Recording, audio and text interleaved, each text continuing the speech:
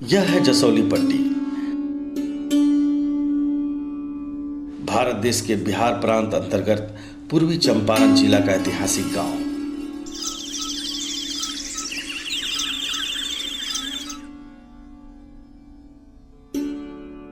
यह एक ऐसा गांव है जहां अंग्रेज नीलवरों के अत्याचार और उनसे किसानों के संघर्ष की यादें रची बसी है। इस गांव का महत्व इसलिए बढ़ जाता है कि यहीं से महात्मा गांधी ने अंग्रेजों के खिलाफ निरीह किसानों का बयान लेखन शुरू कराकर चंपारण सत्याग्रह का बीज वपन किया था। स्वयं तथा अन्य किसानों पर अंग्रेजी जुल्म देख बाबू लोमराज सिंह ने किसानों को संगठित कर हुकूमत के विरुद्ध बिगुल फूंक दिया था। बाबू लोमराज सिंह हमारे पंचायत जसौली पट्टी के एक अच्छे जमींदार थे और उनके जमींदारी से यहाँ का रैयत लोग बहुत खुश थे, अपने यहाँ के लोगों को सेवा करते थे। उसके बाद यहाँ नीलाहा सरकार, उनका कोठी था जगराहा में, जगराहा कोठी से नाम से हम लोग जानते हैं। वहाँ उनका मैंने नीलाहा सरकार का अपना था, जिरात रखे हुए था और उस जिरात में यहाँ के मजदूरों से, यहाँ के लोगों से काम करवाता था, मजदूरी नहीं के बराबर देता था और हमारे ज़मींदार साहब को तरह तरह का कष्ट देता था। हमको याद, हम सुने हैं, देखे तो नहीं है, लेकिन उनके सर पर अलकतरा पटा दिया जब वो विरोध किए कि अब मजदूरी नहीं देते हैं, यहाँ के किसानों का काम नहीं करने देते हैं मजदूरों से, आप ले जाकर खटवाते हैं दिन रात, गाली गलौज करते हैं आप, इसलिए इस सब खिलाफत किए। तो उनको मैंने बनवाने के लिए, टंगवाने के लिए, उनको झूठा केस में फंसाने के लिए तरह तरह का साजिश। इसकी वजह से अंग्रेजी हुकूमत बौखला गई थी, उनका जुल्म बढ़ता ही जा रहा था। ये सभी घटनाएं गांधी के चंपारण आने से पहले की है। स्वतंत्रता संग्राम में चंपारण सत्याग्रह जितना महत्वपूर्ण स्थान रखता है, उतना ही महत्व जसौली में बाबू लोमराज सिंह के संघर्ष का भी है। बेतिया राज पतन की ओर था, उससे पट्टे पर जमीन लेकर अंग्रेजों ने नील की खेती शुरू की। क्योंकि इसमें मुनाफा बहुत था, बाबू लोमराज सिंह के गांव के आसपास अनेक नील की कोठियां बन गई। नीलहे साहबों का उभार और पिस्ते किसानों को देख बाबू लोमराज सिंह के अंदर विरोध की चिंगारी फूट पड़ी। पचकठिया, तिनकठिया, सहरबेशी जैसे कर और कानून को लेकर बाबू लोमराज सिंह ने नीलहा फैक्ट्री के विरोध में त्रिकोलिया और पिपरा कोठी क्षेत्र के किसानों को एकजुट कर एक बहुत बड़ा सम्मेलन किया। 700 किसानों से हस्ताक्षर कराकर बढ़े हुए लगान के विरुद्ध तत्कालीन तिरहुत कमिश्नर को आवेदन दिया। उन्होंने अपने अंदर फूट रही चिंगारी को शोला तो बना लिया, लेकिन इसे एक मुकाम तक पहुंचाने में कुछ और सहयोगियों की जरूरत। अंग्रेजी हुकूमत ने उनके आंदोलन को कुचलने के लिए रणनीति बनानी शुरू कर दी, लेकिन यह आसान नहीं था।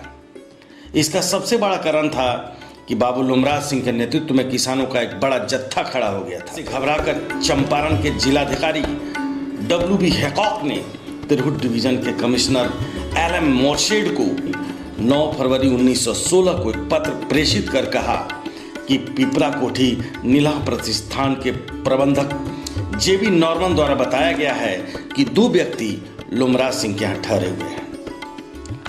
उन लोगों को गुप्त रूप से लेफ्टिनेंट गवर्नर द्वारा नियुक्त किया गया है, जो लोमराज सिंह के आंदोलन और उससे जुड़े तमाम तथ्यों की जानकारी संग्रह करेंगे। लेकिन मैं आश्वस्त हूं कि इलाके में एक भी व्यक्ति नहीं है जो लोमराज सिंह के खिलाफ बोल सके।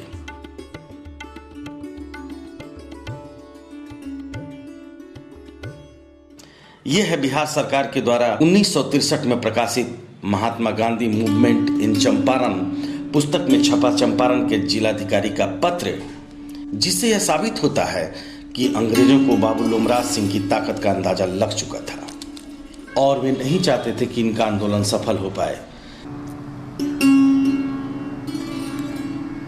किसानों की व्यथा सुनाने चंपारण के किसानों के प्रतिनिधि बनकर राजकुमार शुक्ल लखनऊ गए, जिसमें बाबू लोमराज सिंह ने तन मन धन से सहयोग किया।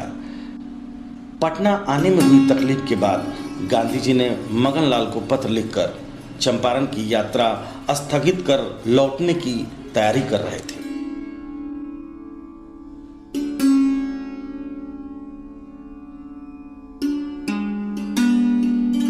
उसी समय बाबू लोमराज सिंह के संकल्प की उन्हें जानकारी मिली। अगर आप चंपारण नहीं आएंगे तो मैं गंगा नदी में कूदकर आत्महत्या कर लूंगा, परंतु लोक विश्वास नहीं गंवाऊंगा।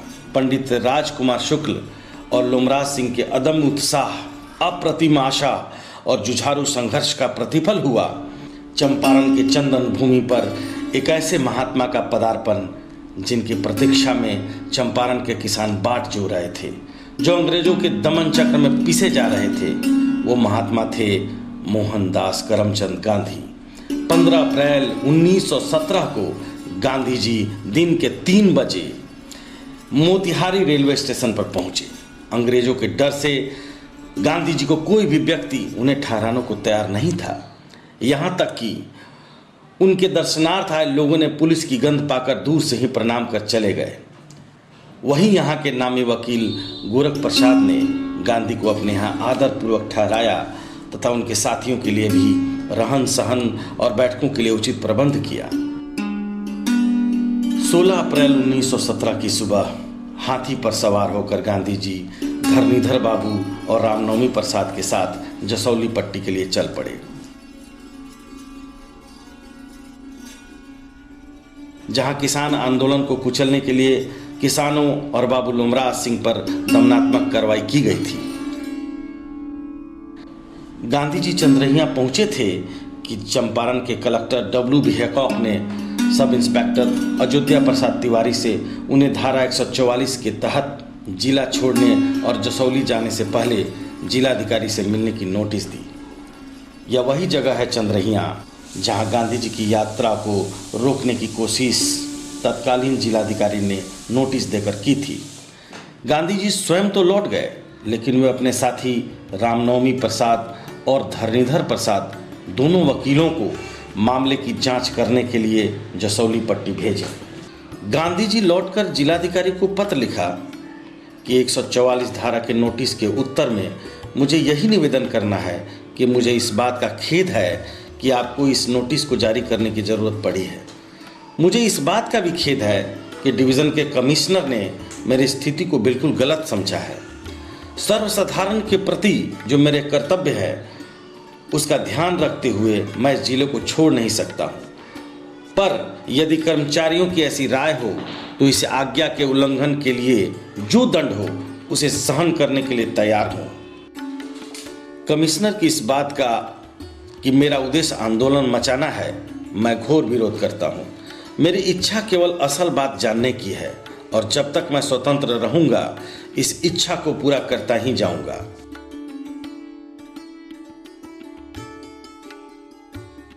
गांधी जी के द्वारा भेजे गए उनके सहयोगी धरणीधर बाबू और रामनवमी प्रसाद जसौली पहुंचे। गांव के किसानों और बाबू लोमराज सिंह के विरुद्ध की गई दमनात्मक कार्रवाइयों को देखा और उन्हीं के दरवाजे पर किसानों का पहला बयान दर्ज किया। अंग्रेजों द्वारा किए गए अत्याचार और कोड़े की मार के डर से कुछ गिने चुने किसान ही सहमत होते हुए आगे आए। उस भयावह वातावरण में बाबू लोमराज सिंह ने किसानों के अंदर आत्मविश्वास जगाया और अंग्रेज नीलवरों के खिलाफ बयान लेखन को सफल बनाया। गौरतलब है कि इसी बयान लेखन से चंपारण सत्याग्रह की शुरुआत हो गई। यहाँ पर स्वतंत्रता सेनानी लोमराज सिंह की स्मृति और 16 अप्रैल 1917 को गांधी की यात्रा के साक्ष्य गांव की पगडंडियों पर मौजूद है। इस गांव में जिला प्रशासन ने गांधी जी की और वरीय रंगकर्मी प्रसाद रत्नेश्वर ने बाबू लोमराज सिंह की प्रतिमा लगाई है। यह है गांधी संग्रहालय द्वारा लगाए गए शिलालेख जिस पर इस गांव और गांधी की यात्रा का संक्षिप्त इतिहास लिखा हुआ है।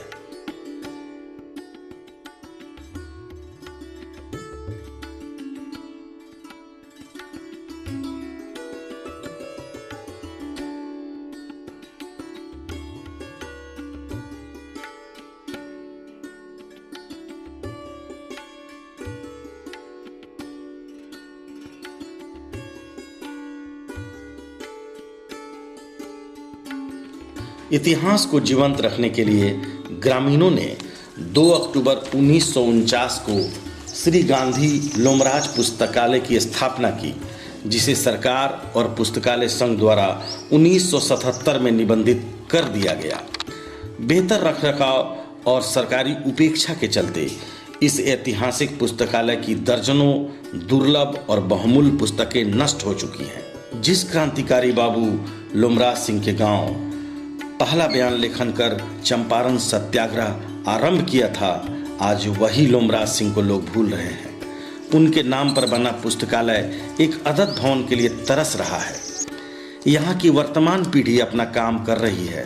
प्रत्येक वर्ष अप्रैल में गांधी जी एवं बाबू लुमराज सिंह सहित अन्य किसान नेताओं की स्मृति में चंपारण सत्याग्रह समारोह मनाया करती है।